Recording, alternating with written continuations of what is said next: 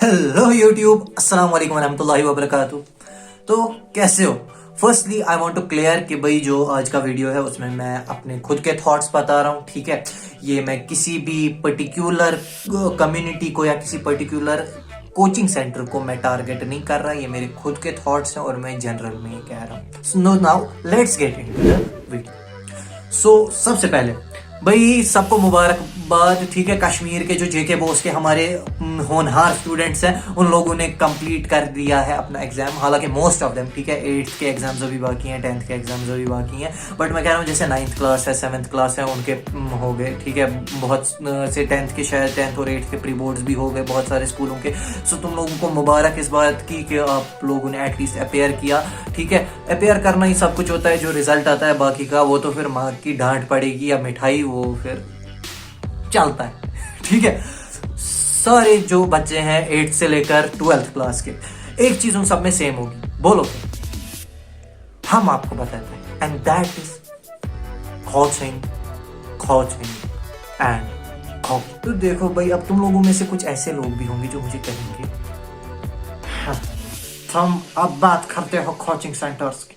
मैंने तो पता नहीं किस जमाने में अपने पापा को कहकर गाश कोचिंग सेंटर में एडमिशन कर दिया। तो भाई दोज पीपल आई से, भाई मेरी यूट्यूब चैनल है, नहीं तुम कौन होते हो? मेरी यूट्यूब चैनल, मेरी ऑडियंस, मेरी मर्जी मैं कब क्या कंटेंट अपलोड कर। हाँ, तो ऑल जोक्स असाइड, ये एक बहुत ही सीरियस मैटर है, ठीक है। क्योंकि एक कोचिंग सेंटर इन इंडिया, ठीक है, ऑन एवरेज 8 से लेकर 12th तक it cost from 20,000 to 80,000 rupees. अब अगर हम बात करेंगे किसी कंपेटिटिव एग्जाम की, फॉर एग्जाम्पल हमारे पास जेई है, नीट है, और हमारे पास यूपीएससी सिविल सर्विसेज के एग्जाम्स है। अगर ये सब क्वालिफाई करने के लिए कोई कोचिंग जाता है, on minimum it can cost up to 3 lakh rupees. यार this is not a small number. जहां तक मुझे पता है, जिसने अभी तक एक फूटी कौड़ी तक नहीं कमाई, I also know that that's not a small number. बहुत सारे लोगों को लोन लेने पड़ते हैं अपने बच्चों को कोचिंग सेंटर में एक अच्छी सी क्वालिटी एजुकेशन प्रोवाइड करने के लिए। और उसके बाद भी अगर कुछ कोचिंग सेंटर्स जो हैं वो निग्लेक्ट करें अपनी मोस्ट प्रोमिनेंट चीज जो उनको ध्यान रखना चाहिए, that is providing education to their students, then it becomes really wrong. अब भाई कुछ लोग तुम लोगों में से ऐसे भी समझदार नफर होंगे जो मुझे कहेंगे, हाँ अरे भाई हमने स्कॉलरशिप टेस्ट लिया, हम भाई ऐसे नंबर हमने लाए कि उनके नंबर से घनचक्कर हो गए, जिससे उन्होंने अपने फीस के नंबर हमारे लिए कम कर दिए। तो भाई to those people I will say, भाई तुम लोगों को पता है कितना गंदा वाला काटा है तुम्हारा। फॉर एग्जाम्पल अगर 3 लाख आपको बोला है, एक्चुअली उनको बोला होता है वहीं से, वो मार्केटिंग एजेंट जो उनके होते हैं या काउंसलर्स, उनको बोला होता है कि भाई 3 लाख बोलो, बट किसी भी हालत में 1 लाख से कम नहीं जाने का, ठीक है। तो भाई आपको जो वो 50% स्कॉलरशिप मिली है या 85% स्कॉलरशिप मिली है, जिससे आपको 3 लाख का 1 लाख ही चला गया, या तो फॉर एग्जांपल 3 लाख से 1,50,000 ही चला गया, तो भाई उससे उनका कोई नुकसान नहीं है, उल्टा आपको ही उन लोगों ने बनाया ताकि आप वहां पर और इजीली जा सको। These are marketing strategies. दूसरी बात कि जो भी लोग, हालांकि मुझे नहीं लगता ऐसा कोई भी कोचिंग सेंटर है, बट अगर गलती से भी किसी कोचिंग सेंटर ने आपको फ्री या बहुत ही ज्यादा कम प्राइस में बोला कि मतलब अनबिलीवेबल प्राइस है कि इस प्राइस पे ये कैसे पढ़ा सकते हैं, बाकी बच्चों को तो इतना ज्यादा, हम मुझे इतना कम क्यों, इतनी नाइंसाफी क्यों? क्योंकि सबसे पहले उन बच्चों को एक पैट, ठीक है, शाबाशी दे दो खुद को, बट अभी खुद को एक थप्पड़ भी मार दो वहीं से। बोलोगे क्यों? क्योंकि भाई तुम्हारा भी काटा जा रहा है। कैसे काटा जा रहा है मैं समझाता हूँ। जो ये कोचिंग सेंटर्स होते हैं ना, ये उन्हीं बच्चों को हद से ज्यादा मतलब ना कंपनसेशन देते हैं, और जो बच्चे इनको सीरियसली लगता है that they have talent, they have hard work and they can be toppers in the exam in which they are appearing, ठीक है।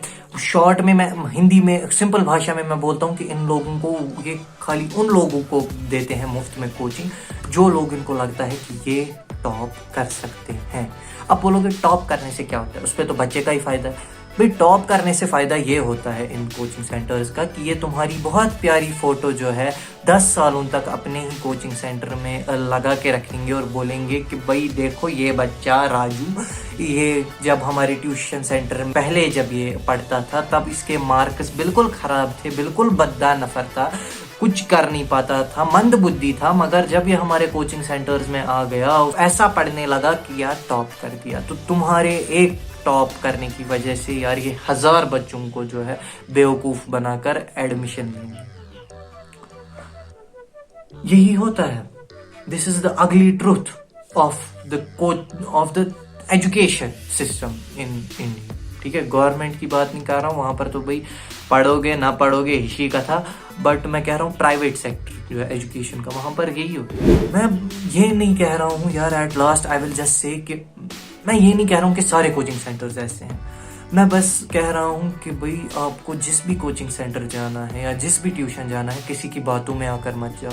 ठीक है, खुद रिसर्च करो कि आपको कहाँ पर अच्छा लगेगा, आप कहाँ पर पढ़ सकते हो। कॉज कोचिंग सेंटर पे डिपेंडेंट नहीं होना, cause in the end it all depends on your self कि आप खुद कितनी मेहनत करते हो। कोचिंग सेंटर वो चाहे बहुत हद से ज़्यादा अच्छा हो और तो वो पैसों का भूखा भी ना हो, वो बहुत अच्छा हो, at the end they can only guide you. You have to learn by yourself, you have to gain experience by yourself. Coaching centre is just for guidance. ठीक है, तो यही था मेरा लास्ट का, क्योंकि भाई मैं खुद इस वक्त एक कोचिंग सेंटर ढूंढने की फिराक में हूँ। और तो और भाई अगर कोचिंग के अलावा मुझे कोई यहीं पे आसपास अपने घर के कोई ट्यूशन भी मिल गया, मुझे लगता है that will be better for me. क्योंकि भाई यहाँ पर जो है सर्दियाँ आने वाली हैं, तो बर्फ़ पड़ेगी तो सड़कें बंद होंगी। अगर सड़कें बंद हो गई तो फिर मैं कहीं दूर कोचिंग नहीं जा पाऊँगा। सो इसीलिए मैं कश्मीर में प्रेफर करता हूँ कि भाई अगर कोई आसपास ट्यूशन ही मिलेगा आपको, so that's better. So this was it for me for today. और अगर आप लोगों को ये वीडियो अच्छा लगा हो, don't forget to like, share and subscribe, because remember it's only a click from you but it means the world to me. अस्सलाम वालेकुम।